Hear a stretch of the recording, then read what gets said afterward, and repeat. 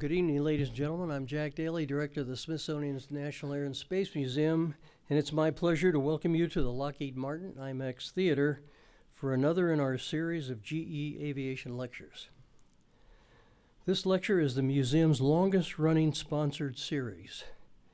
It began in 1982, and since then we've presented 140 programs featuring many of the biggest names in modern aviation history. Like all of our public programs, the GE Aviation Lecture is offered free of charge. And for those who can't attend in person, we now live webcast the program.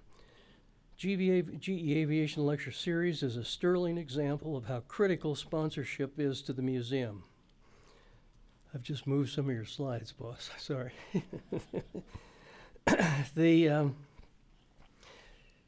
We couldn't do these programs without sponsorship. So the long relationship we've had with GE is very valued, and it's going to continue, we're happy to say. And I'd like to thank GE by introducing two members of the General Electric Company, Mr. Gary Reese, Executive Government Affairs and Policy, and Mr. Paul Crossetier, Government Programs Executive. Would you two stand and be recognized right up here?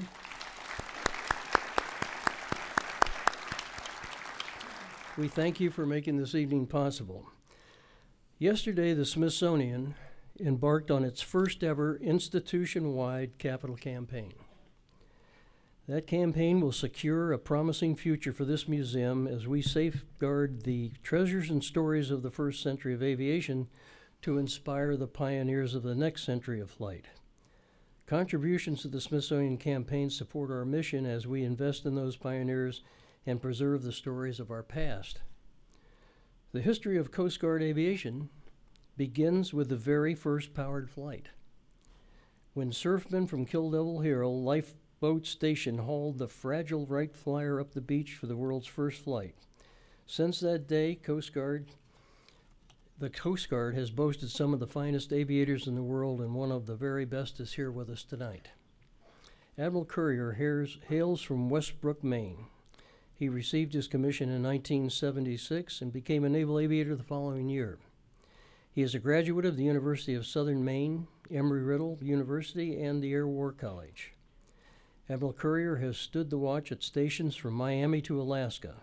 He was designated an aeronautical engineer in 1982 and served as Deputy Program Manager for Engineering at the Naval Air Systems Command.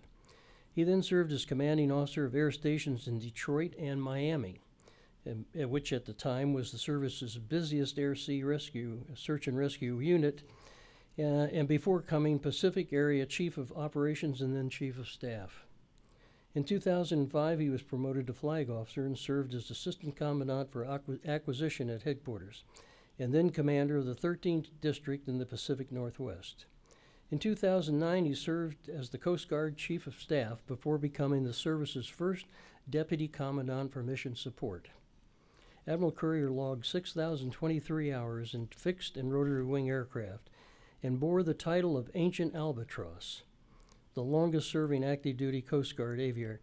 The nice way to say that is that he had the most mature date of designation of a naval aviator. You usually find yourself being the oldest guy in the ready room. But it's a great honor, and all the services have that a different recognition for that. But he has significant professional awards, including the Harmon International Aviation Trophy, Alaska Air Command Search and Rescue Pilot of the Year Award, and Naval Helicopter Association Search and Rescue Air Crew of the Year Award. Admiral Currier has numerous service awards, including the Distinguished Flying Cross, which he earned in 1980 for flying an HH-3F helicopter over 100 miles through a violent storm to rescue 10 people from a burning and sinking vessel in the North Atlantic. Ladies and gentlemen, please welcome Vice Admiral John Currier. Good evening, everyone. General Daly, it's a pleasure to be here. Dorothy Cochran, thanks for your logistic support in being here, and certainly thanks to GE and everyone else that's here supporting this event and the premier museum in the country, in my opinion. And since I'm about to enter the board of directors of the Naval Aviation Museum and Pensacola. I have to say that now before I go down there. But certainly the Smithsonian Institution is a national treasure. In particular, the National Air and Space Museum is a jewel in the crown that represents not only American history, but aviation history of the world. So thanks, it's an incredible honor to be here. Ladies and gentlemen, both here in person, thanks for braving the weather.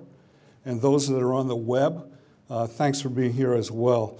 It's a deep honor and privilege to be standing here in this forum at the National Air and Space Museum, not only just to be here, but to also represent what I consider to be one of the premier institutions in the United States government, and that is the United States Coast Guard.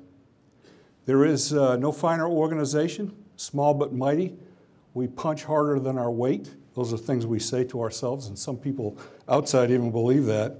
But in particular, the aviation component. Now, let me set a context for the aviation component in the Coast Guard. We are a maritime service. I retired last July, so you have to give me forbearance and still talking in the first person about the Coast Guard, because I don't think I'll be able to divorce myself from that.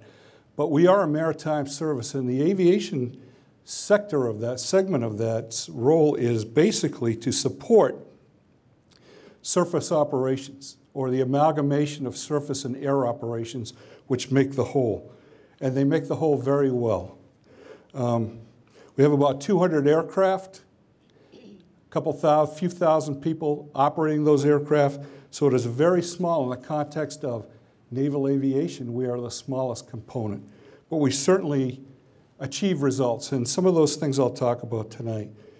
This really is 100 years in 2016, so this could be unofficially the inaugural event, even though we're a little early in celebrating our 100-year history. Naval aviation, a couple of years ago, celebrated writ large Navy, Coast Guard, and Marine Corps aviation, naval aviation, 100th anniversary.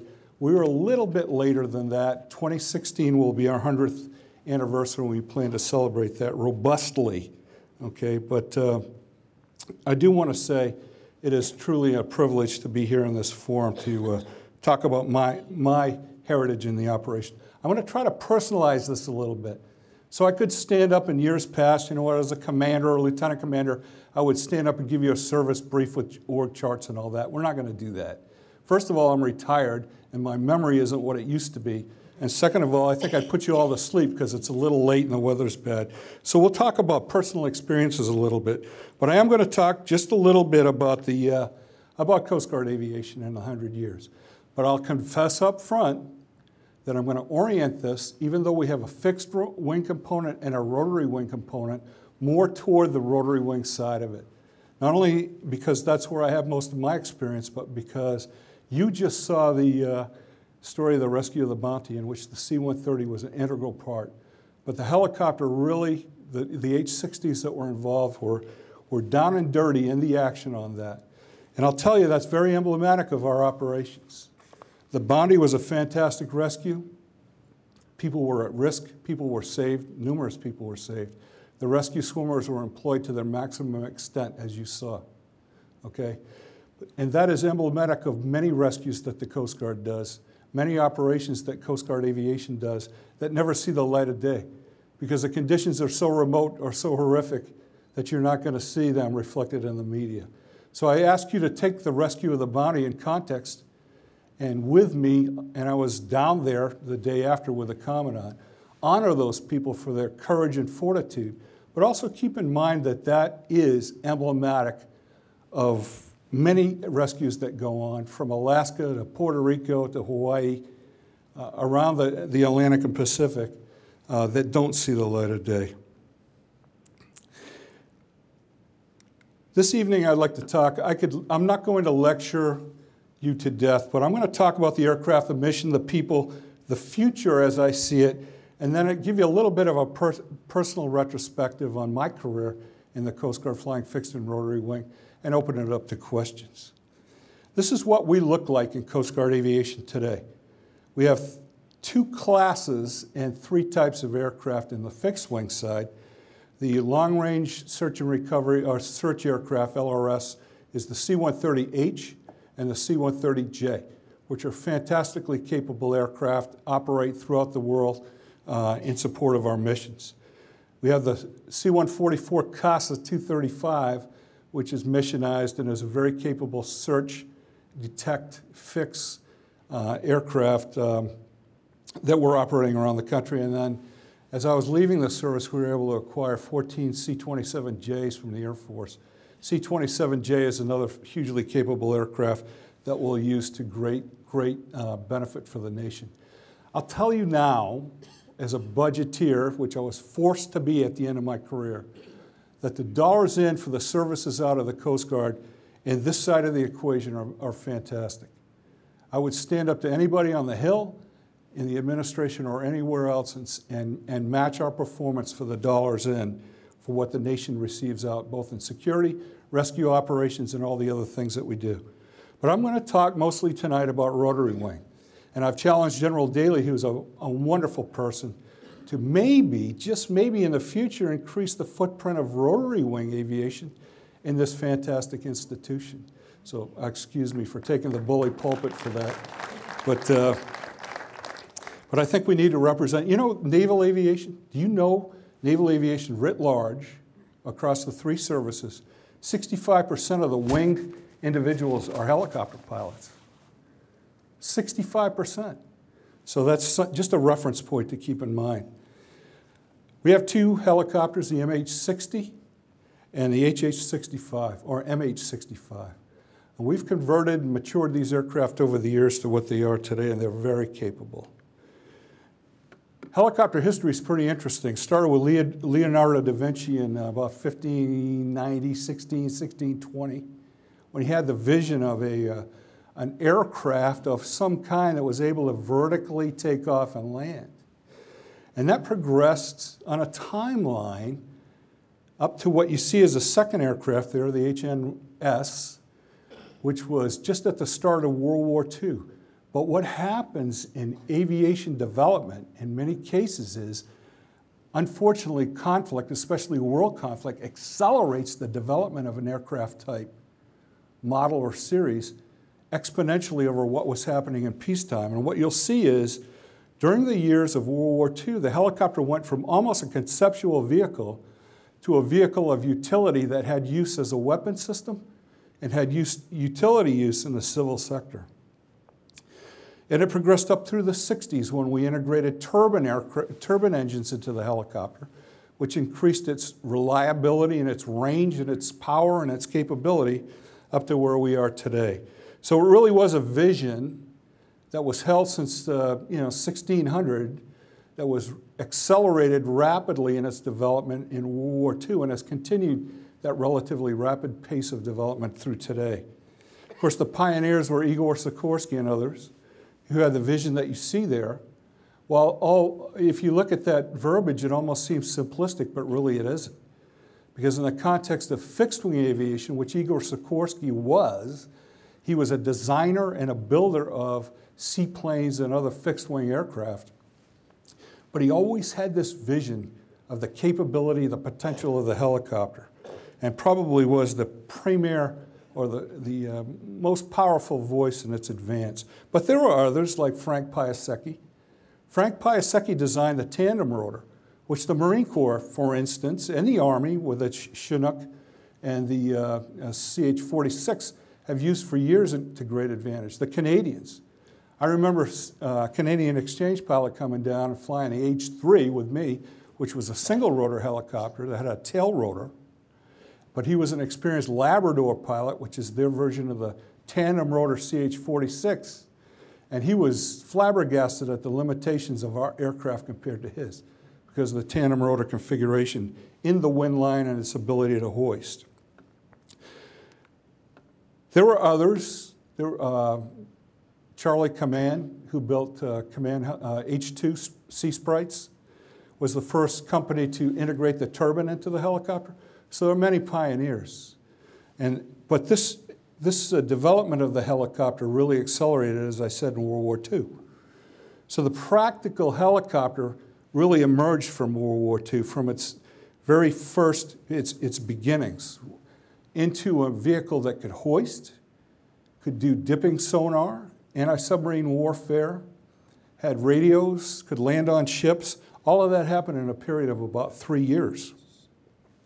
Now, I've been blessed by a few things in my life, but one of the things that I hold dearest is the fact that one of these pioneers, Coast Guard helicopter pilot number 2, who was certified for solo by Igor Sikorsky personally, is a friend. His name is Stuart Graham, and he was Coast Guard helicopter pilot number 2. With Frank Erickson, who was number 1 for us, flew the helicopter out of Sikorsky down to our air station at Floyd Bennett Field and actually started development of the tactical application for the helicopter. Now let me set the context of the time. The Army was very interested in this and actually started a development program of their own with these primitive helicopters.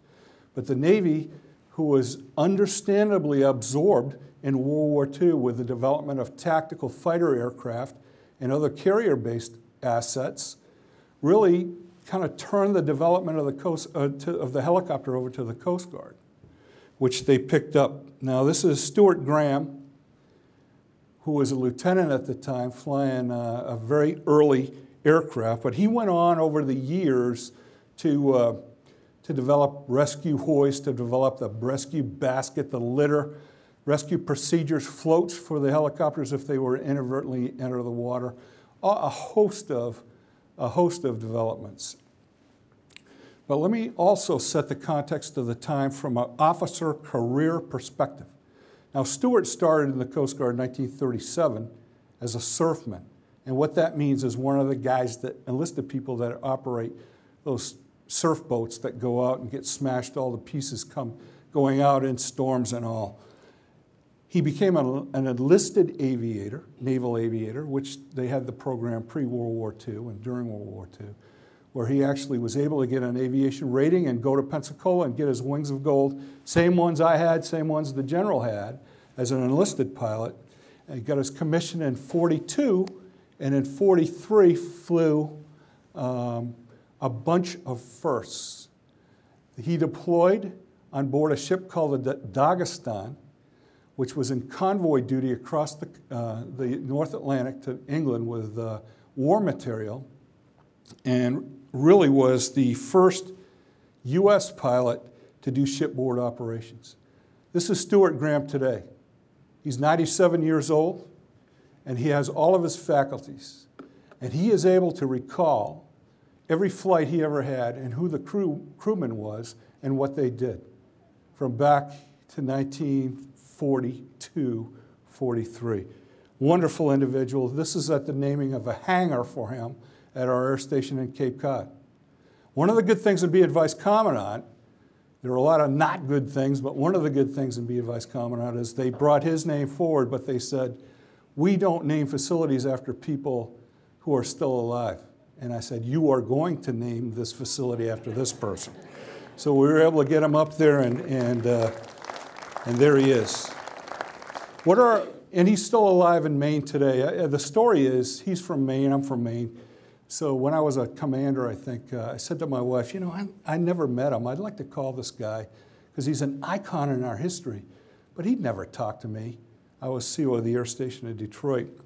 And my wife, typical of her wisdom, she's kind of got me through this whole thing, said, are you crazy? Call him up. We'll take him to lunch.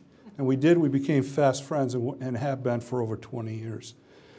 So our missions today. I'll talk about one thing that happened that's profound. In my day, when I was a line pilot, if you scratched a coastie, you'd find a rescue guy. We were kind of like the firemen out there, you know. There's a whole world that exists offshore that people aren't familiar with. And we were the fire department for that. But 9/11 happened, and there was a profound change in us. We started the Coast Guard as a law enforcement agency, and we kind of drifted after Prohibition back into rescue, and then we got into the drug war, which in its initial state was a marijuana transport enterprise, and stayed in there in certain areas, but we were a rescue organization. When 9/11 happened, we got two now, as our former commandant said, two North Stars. One is Marine Safety Search and Rescue. The other one is maritime security. So we really shifted into that, and our assets and our tactics and our training and who we are as a force structure reflects that today. Airborne law enforcement, and it's really more accurately maritime security writ large. Now, you would never 10 or 15 years ago have seen an armed Coast Guard helicopter. Maybe if we had an FBI agent on board for some special mission.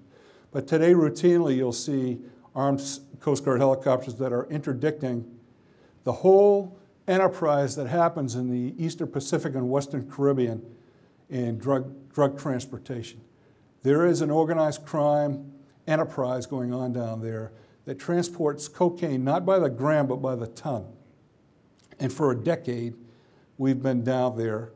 And of late, early in the operation, when our ships were down there, very capable in our small boats, the drug guys who were operating small, very fast boats would often get away.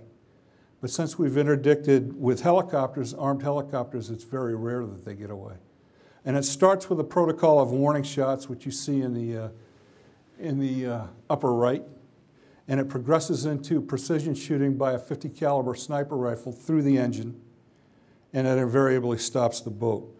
Now, I will tell you the lower right that my shipboard friends, my sailor buddies in the Coast Guard will call foul because we don't seize drugs from aircraft. That's a little, we transport them. But really what stops this enterprise is the ship helo team, and it's very powerful.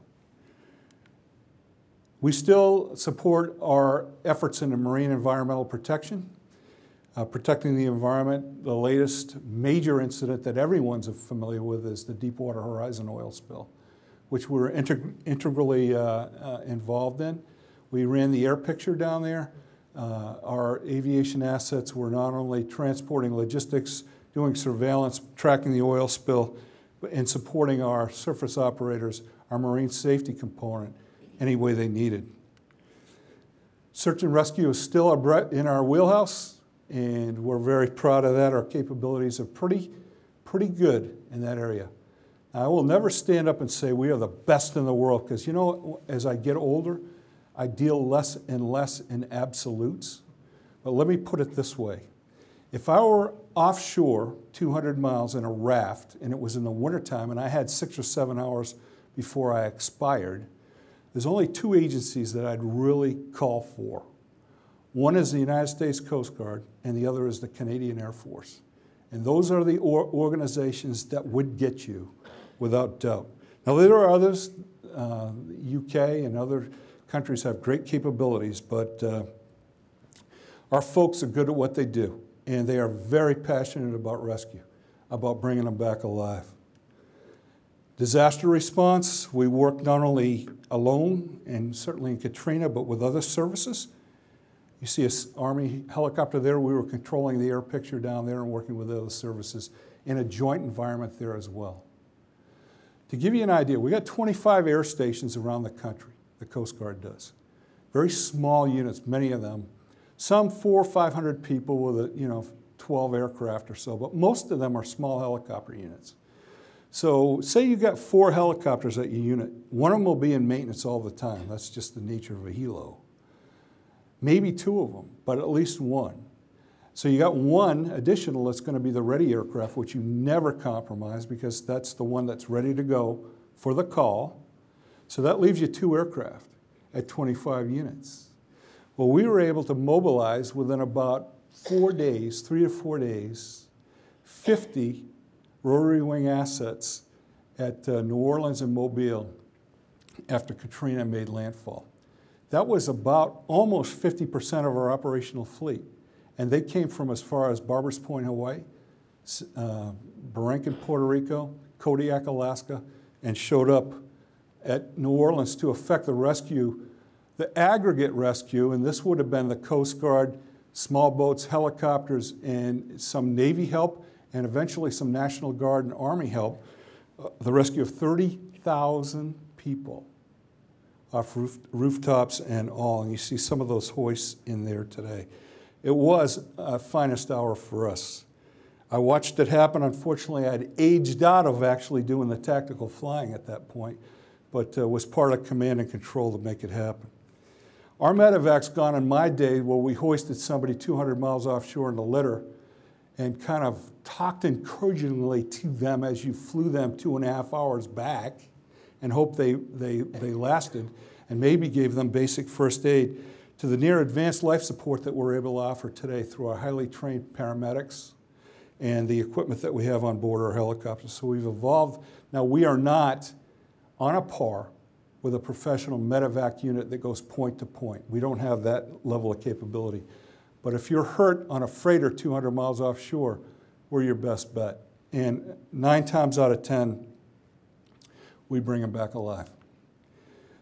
Now, we don't, I'm a pilot. I'll be first, I'm pretty proud of that. I was for many years, 26 years. I flew at 6 operational units and had a lot of rescues and a lot of time. But you know what? There isn't one thing I ever did, not one thing, that wasn't totally dependent and totally integrated with the incredible enlisted air crew that we have. Just amazing people in their own rights. I had a kid in Alaska who was a second class E5, okay, AD, who now is an orthopedic surgeon. And that's not rare. So the air crew, 2 points on the air crew is the wonderful quality of these people, the incredible work ethic of these people, and also the bond that develops between officer and enlisted when you're flying in a small tactical unit on a routine basis in harm's way, in high-stress environments. So we are blessed with some of the finest enlisted people I've ever seen in the military. And there isn't anything the Coast Guard does that isn't totally dependent on them. Then we have our wonderful rescue swimmer program. Now these guys are the Hollywood guys, okay? They're the ones that were in The Guardian, and they're the ones you saw the president commenting on the rescue swimmer, because they're the very tip of the spear for us. And they do a great job. But this program hasn't been around forever. In my early days, we didn't have these guys. And I've personally watched people die in life rafts, hypothermic, because we couldn't get them, and they were too weak or too disabled to get in a basket or out of the raft. So these guys, we started this program, and it was based on a hybrid of the Royal Navy program, Royal Air Force program actually, the US Navy program, and some others that we picked up. And there were a couple of very key people over the years that in the mid-'80s that made this happen. And this is a wonderful program for the Coast Guard. These are some of our very best people, and they are hugely capable. You turn on CNN, you see us engaged, and it happens on a routine basis. I challenge you after this to start paying attention to that. You'll see rescue swimmers at the point of it, at the point of the spear. Wonderful young people. And yes, men and women. The standards are not sacrificed. This isn't a thing about man versus women. This is, you will meet the standard, you can get those wings. And they are very demanding. This program is very demanding. So where are we going in the future? Okay, so in the future, there's all kinds of ideas. You see some of them. Maybe not even manned, maybe unmanned aerial flight. And some of them are wild. I had the privilege of flying the X-3 down there in the lower right, and took it out over Shenandoah Valley from Davidson Army Airfield here, and actually got it up to 250 knots. And it was very smooth. Concept aircraft, not ready for production, but there are many ideas out there on where rotary wing flight's going in the future, and it's very exciting. These are ideas that have merit. These I'm not sure about. Now, I did some test flying in my days, a lot of maintenance test flying, some developmental work, but I don't think I'd be that guy in the upper left. But, that's just me. I'm getting old and timid. Okay, who am I? What's my flight experience? I started out I was a police officer before I came in the Coast Guard, and the Sheriff's Department where I lived got a DOD helicopter, a Bell 47, on a grant, and I had a fixed-wing pilot's license. I was the only cop around that had a pilot's license, so they said, well, you can fly it. So I flew that thing enough, and this is back in the day, okay? Now today, You get in an H-65, and the kids are going to be upset with me for saying this, and I don't say this in a disparaging way, but you strap in, you start your volume of checklists, but really all you do is throw one switch and it starts itself. It starts turning, and then you just hang on. You know, back in with this thing, you had to start it, you had to meter the fuel, you had to control the RPMs with one hand, fly it with the other. Oh, by the way, you got 2 feet involved. And every time you pulled pitch on the collective, the RPM would droop, you'd have to increase the fuel. It was a manual throttle. So, and you had to do this thing, this sacred thing, when you were flying it called auto rotation, which is the thin line between you and a box if your engine quits. And I'll talk about that a little later, but you had to be good at that. And I went to Navy flight training, and it was a magnificent experience for a year, getting yelled at by Navy and Marine people.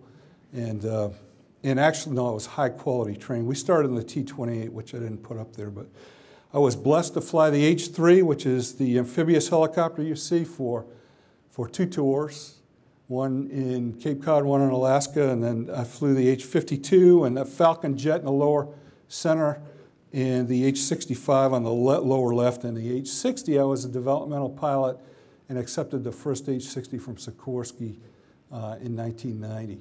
So I flew a bunch of different airplanes. It doesn't make me special. There are many people listening and many people in the audience that have that level of experience, but there were some wonderful experiences embedded in that time, not the least of which are a few things that are probably memories that myself and my crew will have and never saw the light of day, but powerful experiences.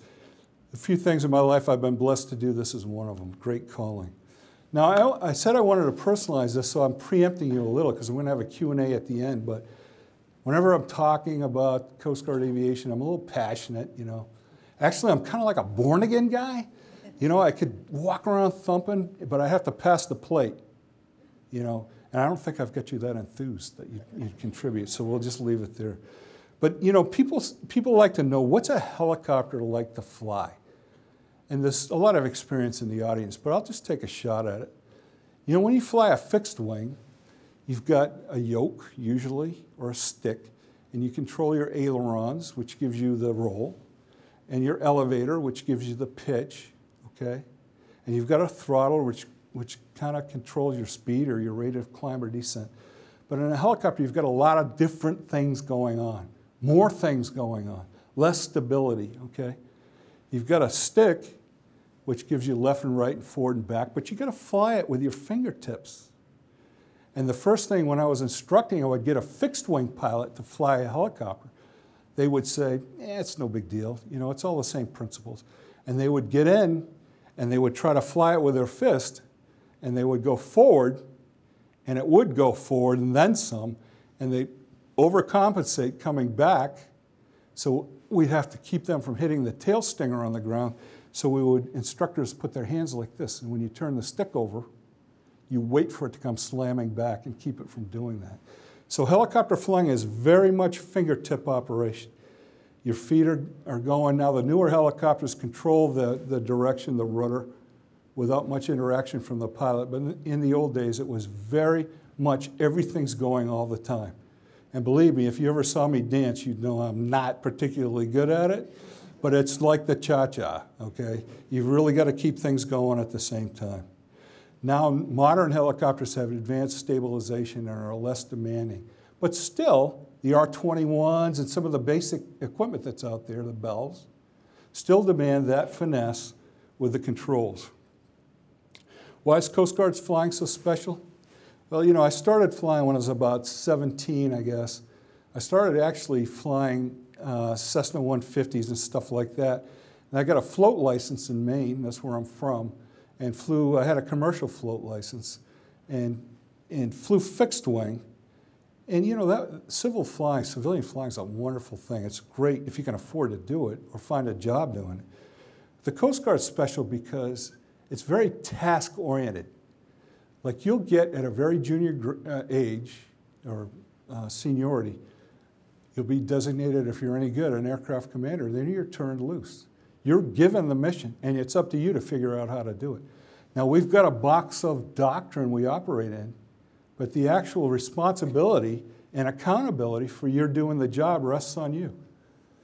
When I was a lieutenant junior grade with a couple of years of experience in the Coast Guard, I flew on a rescue with a wonderful crew, but I had a Marine who was a lieutenant junior grade as well as co-pilot, had just come over from the Marine Corps flying 53s.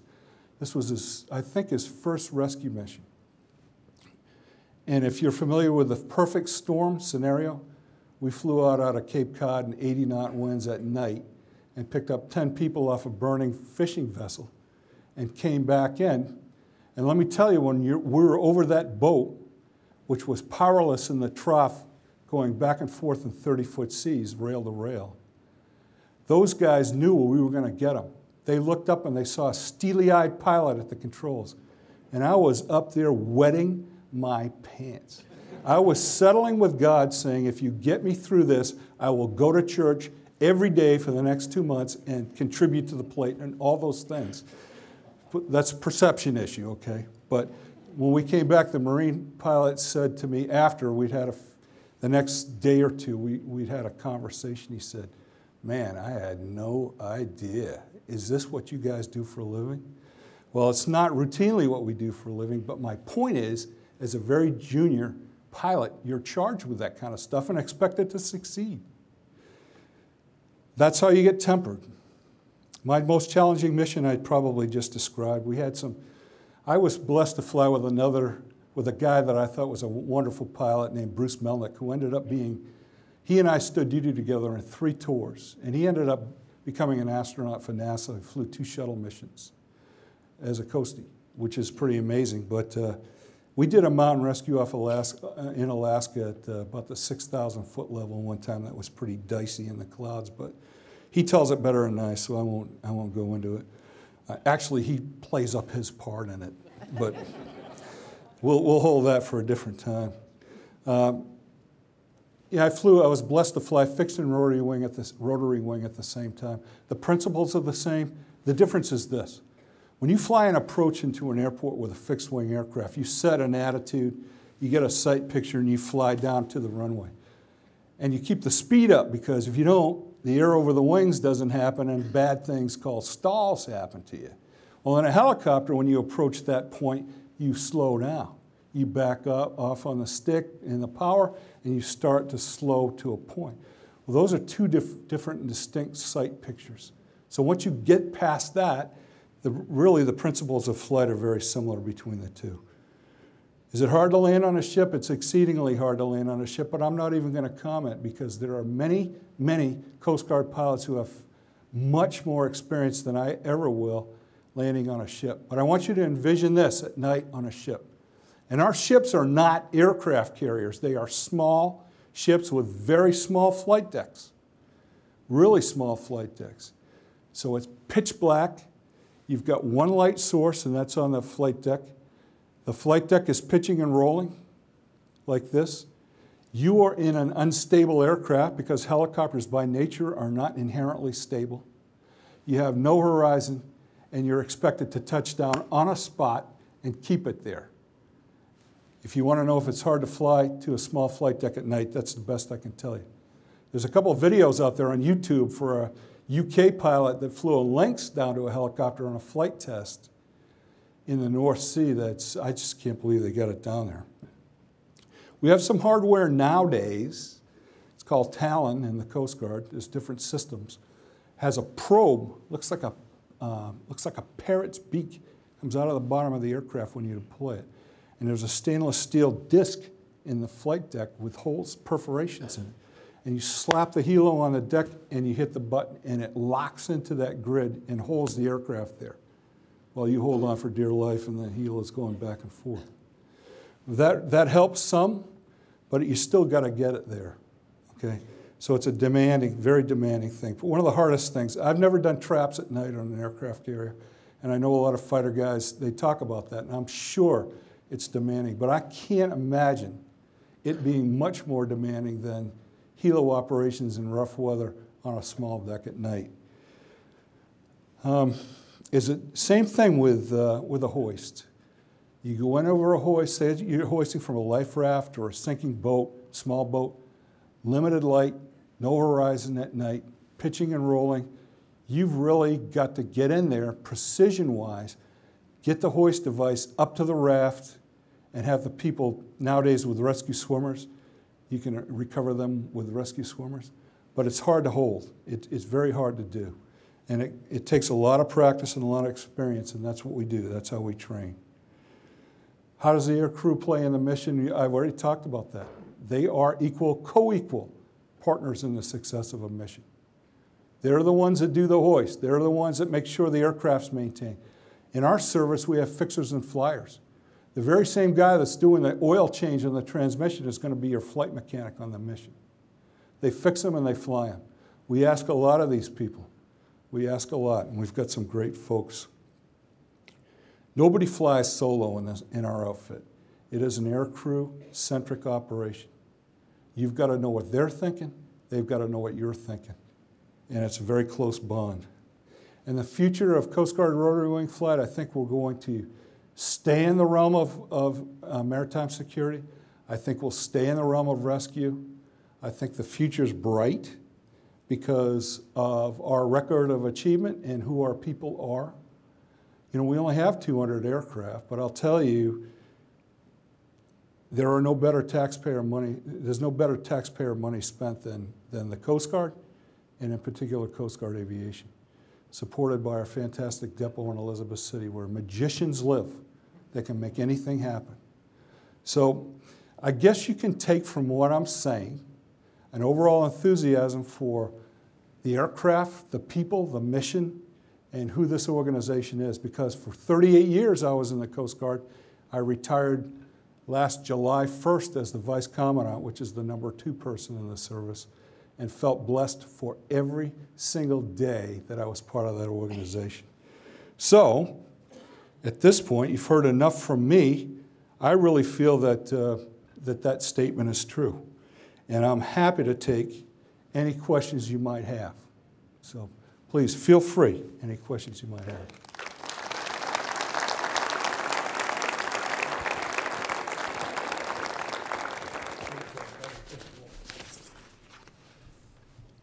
Yes, sir. Do you miss being on duty? Do you miss being on duty?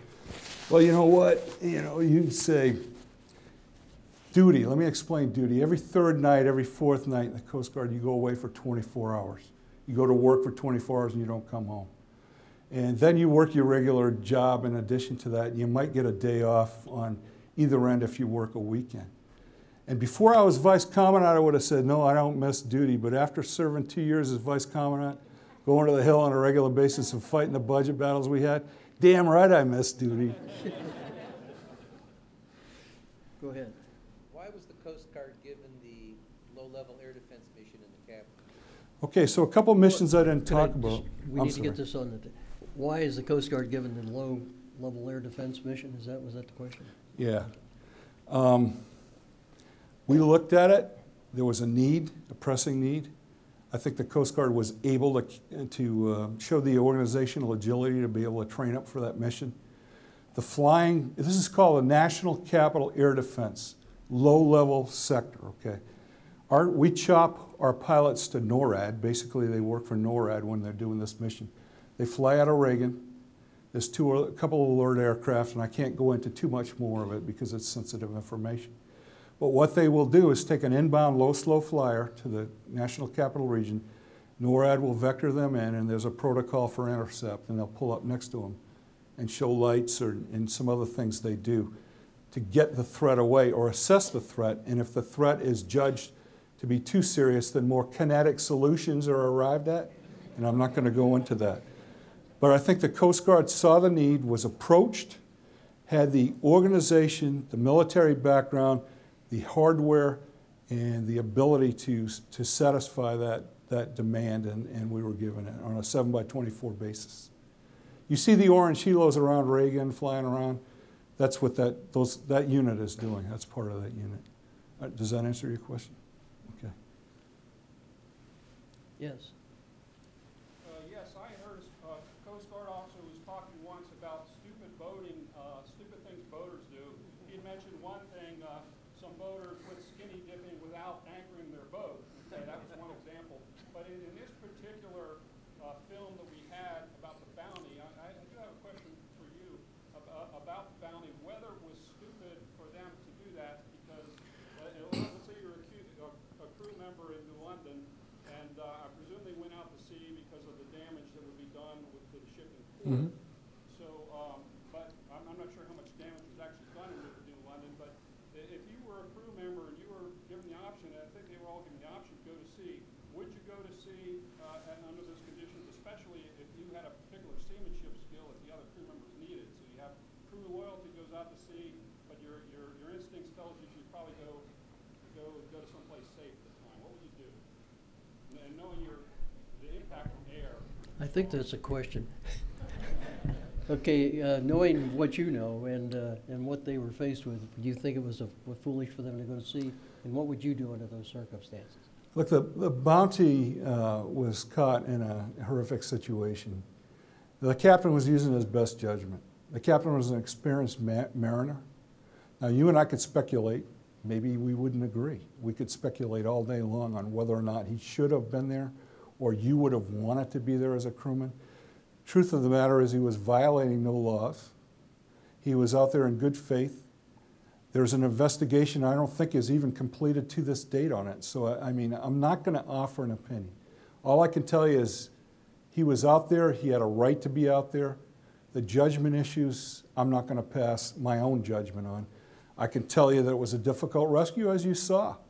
And we would rather not have to do those, but, you know, we do those. And I hesitate to call people stupid or make accusations for a couple of reasons. One is, but for the grace of God, many of us would be there. I see that in aviation. I can attest to that personally. And the second thing is in general, these people are taxpayers of the United States of America. They pay our salary. We are a professional organization. They're in need. We're going to satisfy that need to the best of our ability. It's not our job. It's not our job as aviators to pass judgment on the people that are victims. Yes, go ahead. Let's say I'm in a life raft and you're in a helicopter. What are the 3 or 4 things you hope I've got? If he's in a life raft and you're in a helicopter, what are the 3 or 4 things you hope he's got? One, a life raft, so you're a quarter of the way there, okay? I'm hoping that you've got an EPIRB, which is an electronic position indicator for emergencies. I'm hoping you've got a survival suit so that, especially in cold water, you're going to be able to, you know, basically last until we can set the rescue up. And I'm hoping that you've done things in advance of your voyage that are going to assist us, like a float plan or telling people that are close to you what your track will be or those types of things so we know where to go to find you. So there's many things that are, most of them are common sense that you can do to help us out. And then in this day and age, the rescue swimmer will show up and, as they said in the Bounty rescue, will stick his pretty little head in that hole on a raft and say, hey, I'm here to give you a ride today. So, but anything you can do in advance of the voyage to have your boat be safe or to have people know where you're going to be, and then the basic survival equipment that you need to sustain yourself in an emergency situation goes a long way to helping us. Should we cover if the fact that there is not a rescue swimmer that comes in and you're in the water and the horse collar's coming down, about letting it hit the water before you grab it? Well, you know, it's kind of like the hierarchy of need. Like if you're standing on a parking lot and we drop a hoist hook to you, you probably want to let that hit the ground first before you grab it, because there's a thing called static electricity that will, you know, make you see God, you know, in the worst case. But if you're in the water and you're going down for the 3rd time and that hoist hook shows up, you might want to disregard the shock and just grab it. But in general, I'm being facetious. What will happen in the water is a basket will come down if there were no rescue swimmer. You get yourself in the basket. Once the basket touches the water, there's no static problem. Even on land, once the hook or the cable touches the ground, it's grounded. There's no problem with static electricity. Even if you were to get shocked, it's not that bad. I mean, I've done it myself in training. I mean, it's not a pleasant thing. It's like getting a little bit of a jolt, but it's nothing that's life-threatening. So. Yeah, the reason I asked that question is when the Coasties train the Marines, they don't tell us that before they.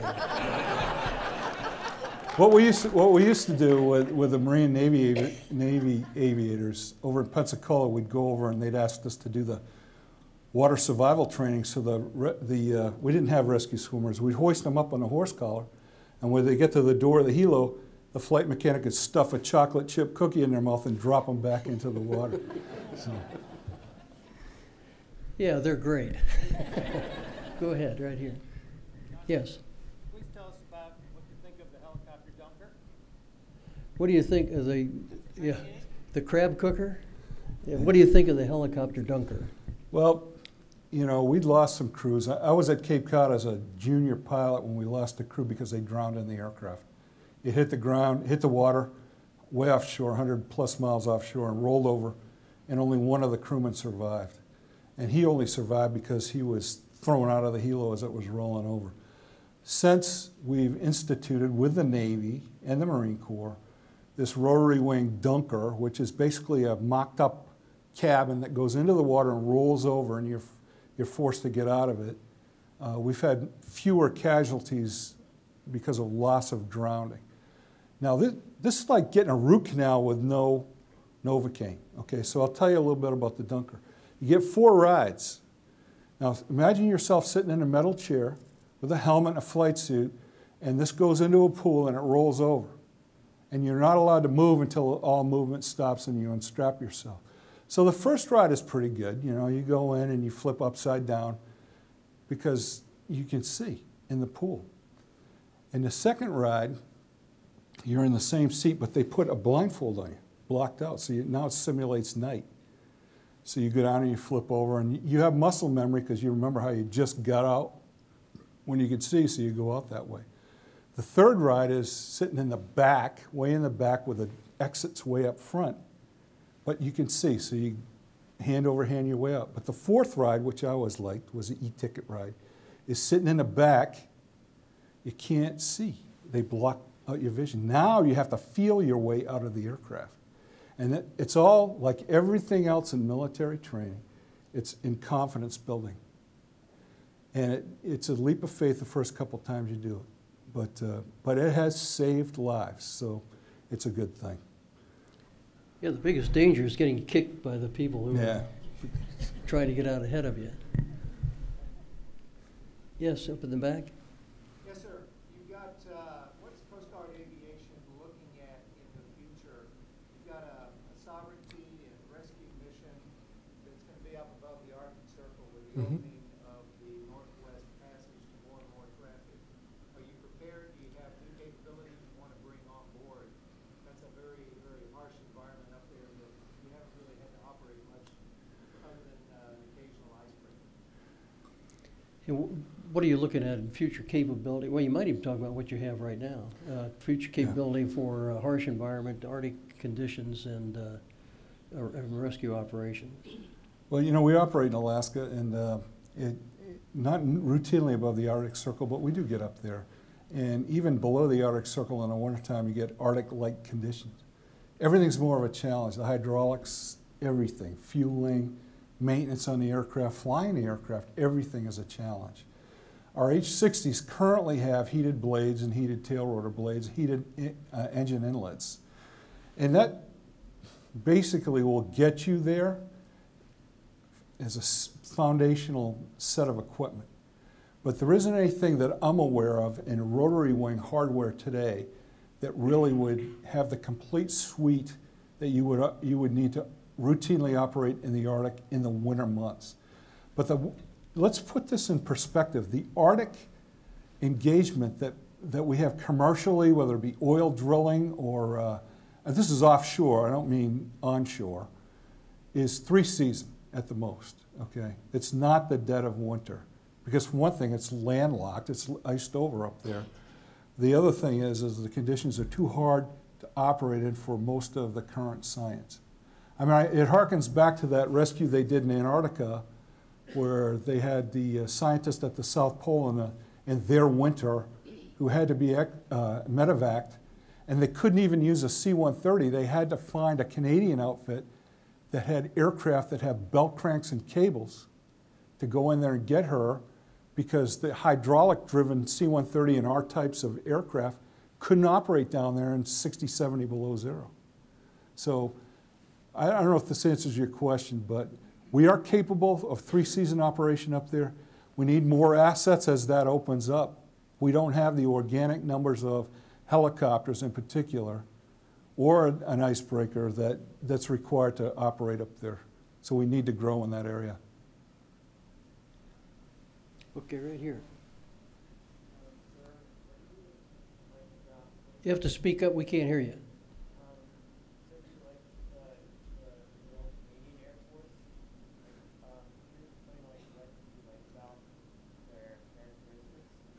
Sure. Yeah, characteristics. What do I like about the Royal Canadian Air Force, their characteristics? Well, when it comes to rescue, see, we diversify in our missions. We got marine environmental protection. We've got maritime security that I described, you know, gunned up aircraft, and rescue and some other things. They are almost exclusively, the guys we deal with are almost exclusively dedicated to rescue. They are very good at what they do. They are very good. They have SARTECs, they call them. In our Air Force, we would call them PJs.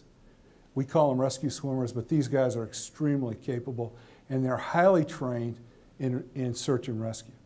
So they will, and their problems are different than ours. Think of the vast country they cover for search and rescue. So if there's a plane crash way up in the hinterlands, they will pull in with a couple of Labradors, sit down, go to a motel, rent 3 or 4 rooms, set up a radio command post, stick the antenna out the window, and have their own self-contained setup. And they're very, very, very good at what they do. And they've even got F-18s that are set up with drop pods, rescue pods, not bombs. So they will fly over a scene of an accident, an F-18, drop a couple of pods that contain sleeping bags, survival gear, food, fire starting equipment, tents, drop it at the scene and wait for the helos and the C-130s to show up. So they're very good at what they do. But they're near single mission in that area. Plus they are really good guys. I mean, don't ever go, never mind, I can't say it. Go out and have a beer with the Canadian guys. Go ahead.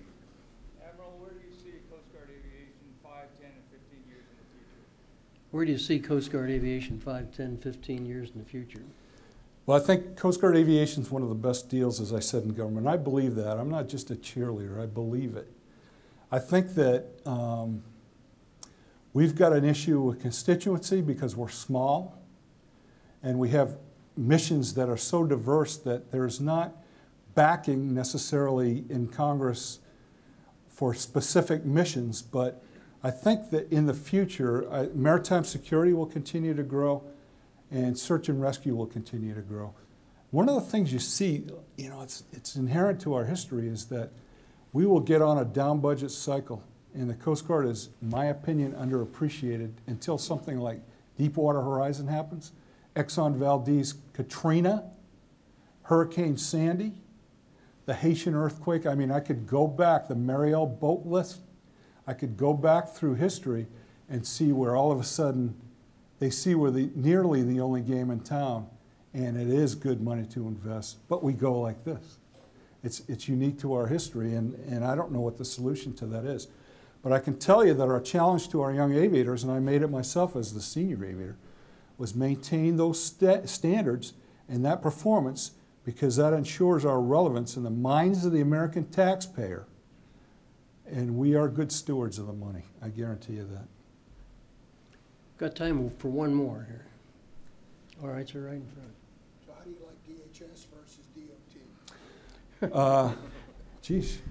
How do you like I'll tell you DHS something. versus DOT? You want a serious answer? Secretary Johnson is fantastic. This guy gets it for the nation in the broader context of Homeland Security and what his vision is it should be, its scope and its depth, and we are integral parts of his vision. So we think he's fantastic. I think DHS is the right place for us, and we're getting the right signals from DHS. Pretty encouraged, really. Okay. Admiral Currier, we've gotten the impression here this evening that you're kind of hot for the Coast Guard. That you're a patriot, and that you've done a great job for your country serving in that capacity, and that I think if we had maybe a little younger crowd in here tonight, this would have been one of the greatest recruiting pitches that's ever been given. But we thank you for sharing your experiences with us tonight, and we're looking forward to having you back in the future. But thanks, General. Thank Been you. a pleasure. Yeah. Thank you.